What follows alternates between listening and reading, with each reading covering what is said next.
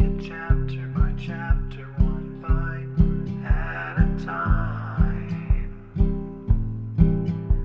So many adventures and mountains we can climb. Take it word for word, line by line, one bite at a time.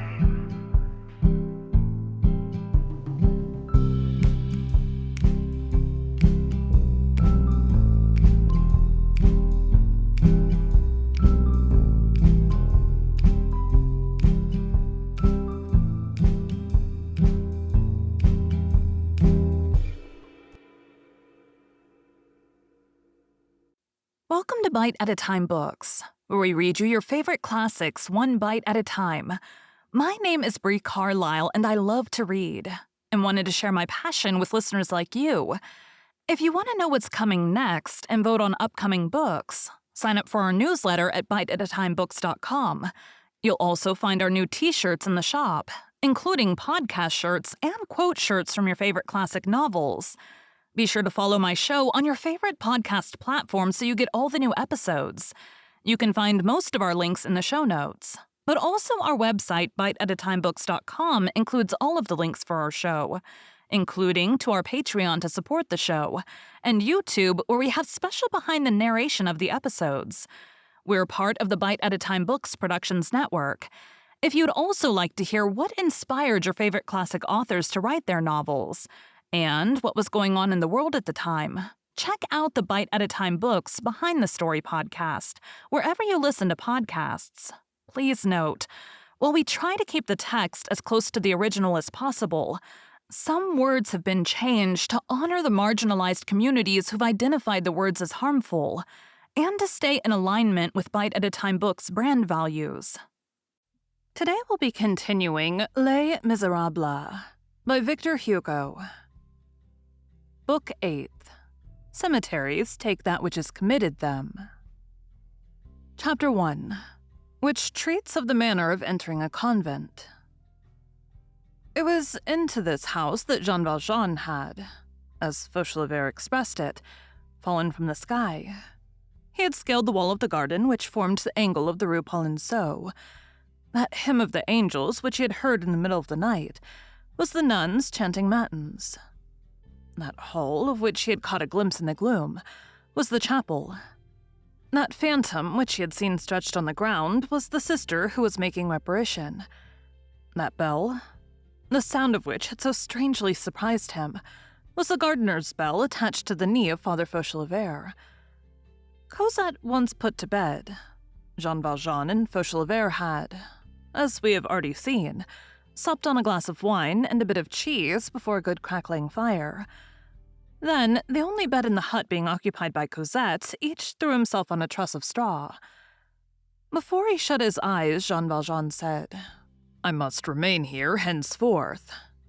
This remark trotted through Fauchelevent's head all night long. To tell the truth, neither of them slept. Jean Valjean, feeling that he was discovered and that Javert was on his scent, understood that he and Cosette were lost if they returned to Paris. Then the new storm, which had just burst upon him, had stranded him in this cloister. Jean Valjean had henceforth but one thought: to remain there. Now, for an unfortunate man in his position, this convent was both the safest and the most dangerous of places. The most dangerous because, as no man might enter there if he were discovered, it was a flagrant offense, and Jean Valjean would find but one step intervening between the convent and prison. The safest, because if he could manage to get himself accepted there and remain there, who would ever seek him in such a place? To dwell in an impossible place was safety. On his side, Fauchelevent was cudgeling his brains. He began by declaring to himself that he understood nothing of the matter. How had Monsieur Madeleine got there, when the walls were what they were? Cloister walls are not to be stepped over. How did he get there with a child? One cannot scale a perpendicular wall with a child in one's arms. Who was that child?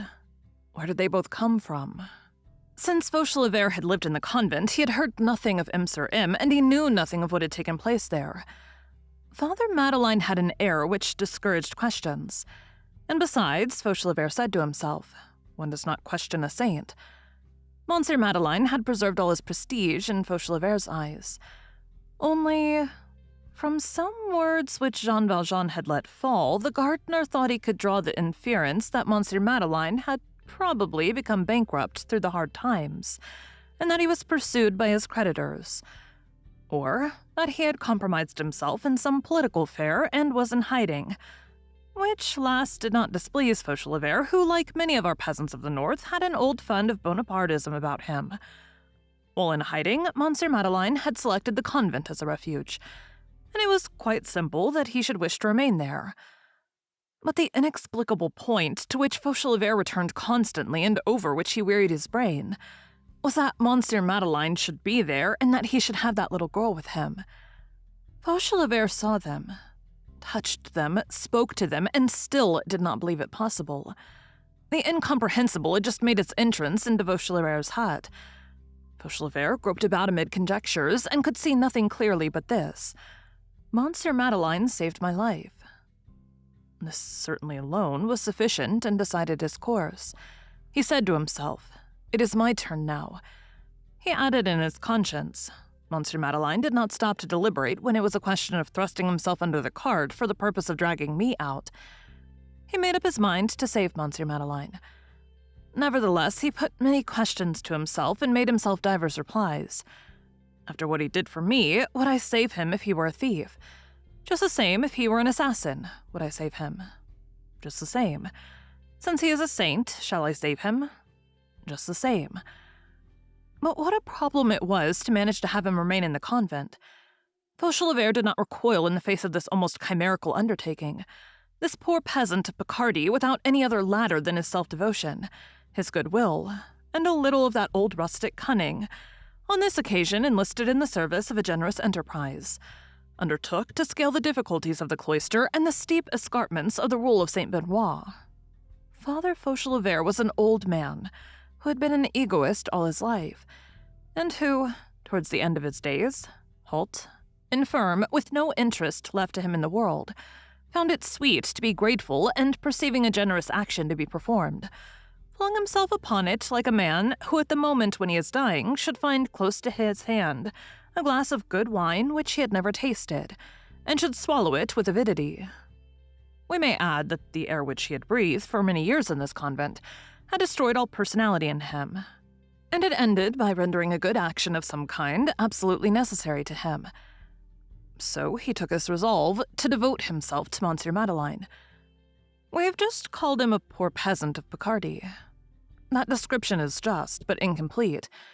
At the point of this story which we have now reached, a little of Father Fauchelevent's physiology becomes useful.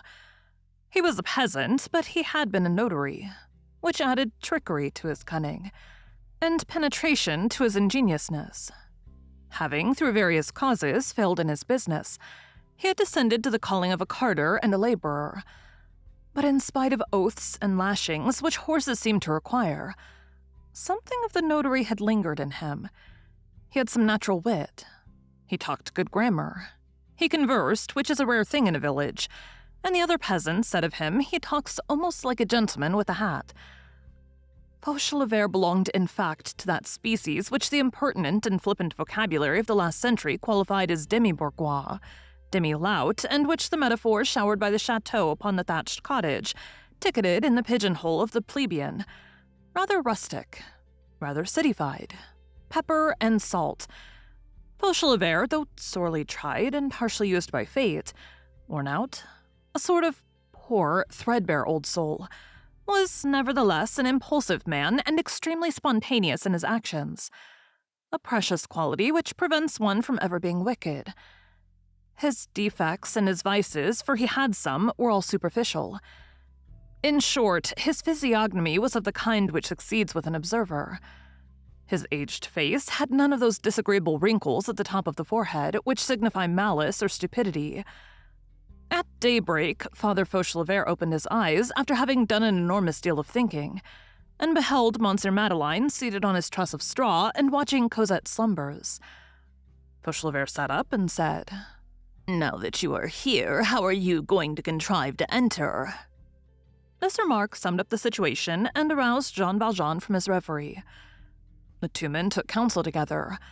"In the first place," said Fauchelevert, "you'll begin by not setting foot outside of this chamber, either you or the child. One step in the garden, and we are done for." "That is true."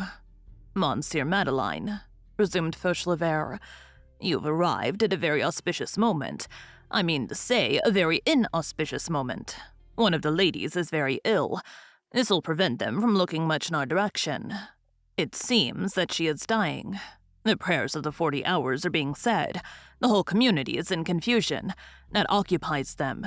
The one who's on the point of departure is a saint. In fact, we are all saints here. All the difference between them and me is that they say our cell and that I say my cabin.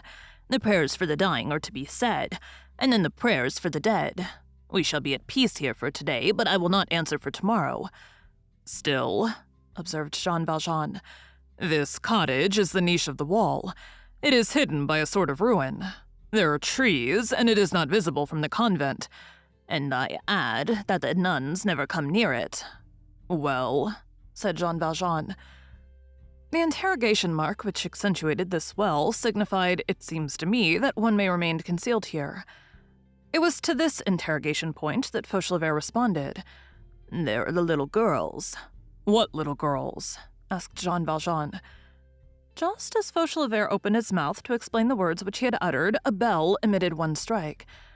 "The nun is dead," said he. "There is the knell." And he made a sign to Jean Valjean to listen. The bell struck a second time. "It is the knell, Monsieur Madeleine.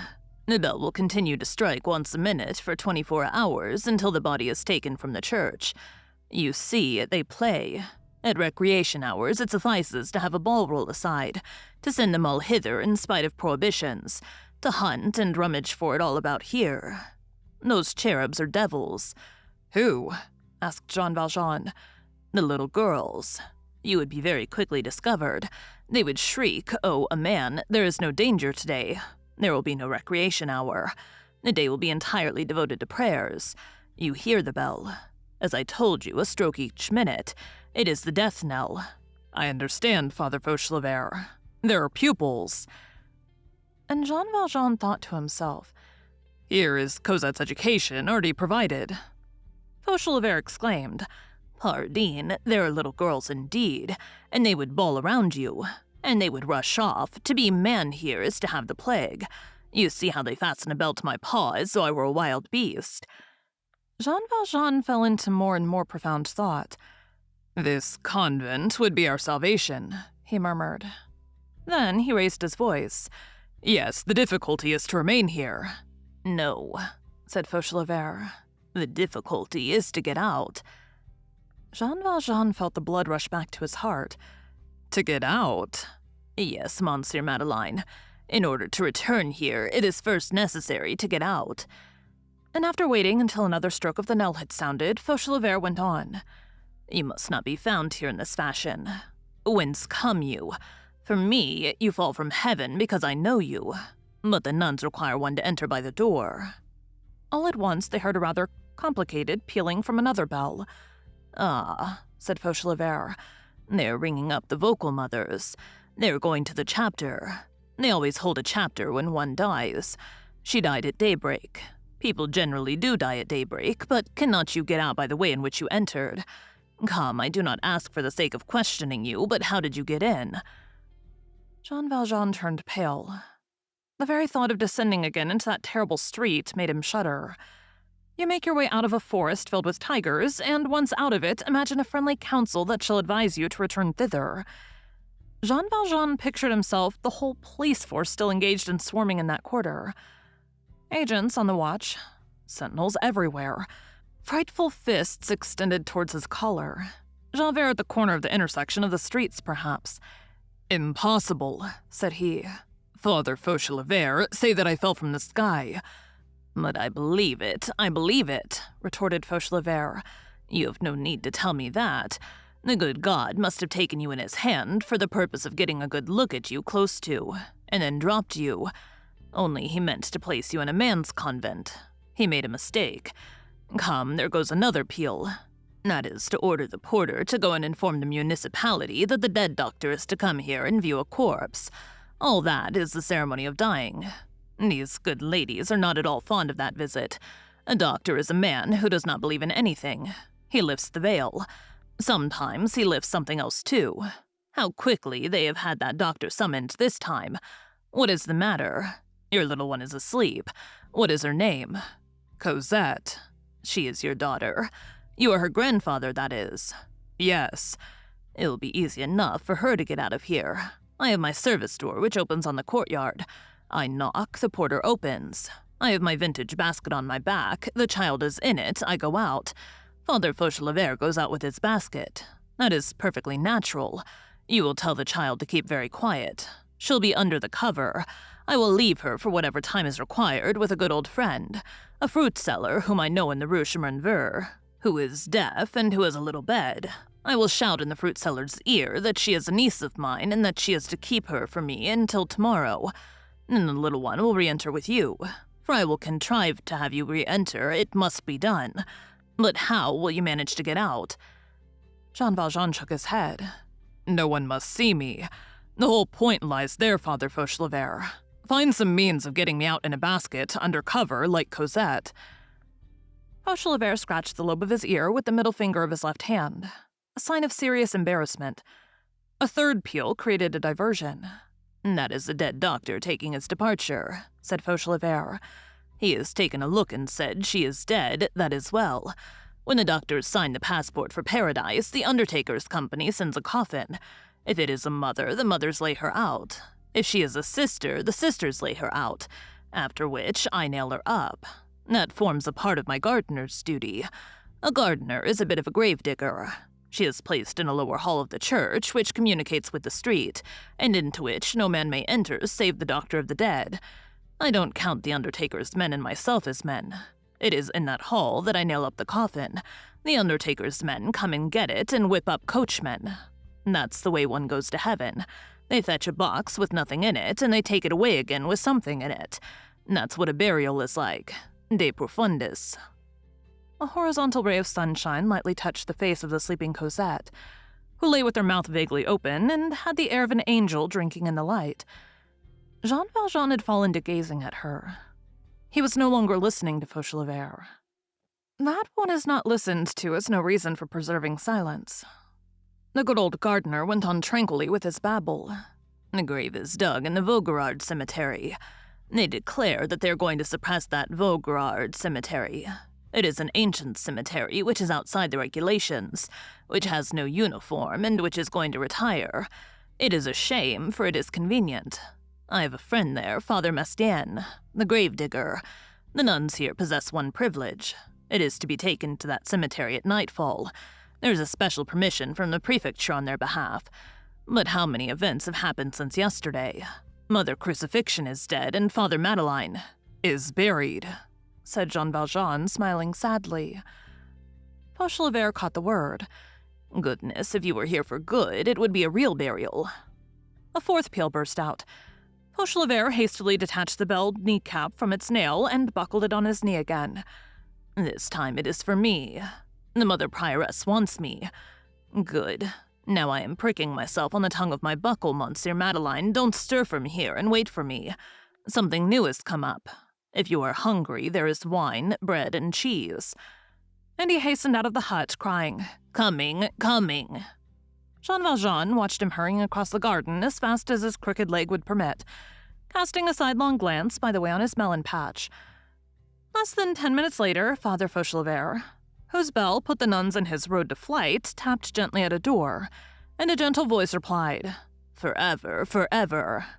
That is to say, enter. The door was the one leading to the parlor reserved for seeing the gardener on business. This parlor adjoined the chapel hall. The prioress, seated on the only chair in the parlor, was waiting for Fauchelevert. Thank you for joining Bite at a Time Books today, while we read a bite of one of your favorite classics. Again, my name is Bree Carlile, and I hope you come back tomorrow for the next bite of Les Miserables. Don't forget to sign up for our newsletter at biteatatimebooks.com and check out the shop You can check out the show notes or our website, biteatatimebooks.com, for the rest of the links for our show. We'd love to hear from you on social media as well.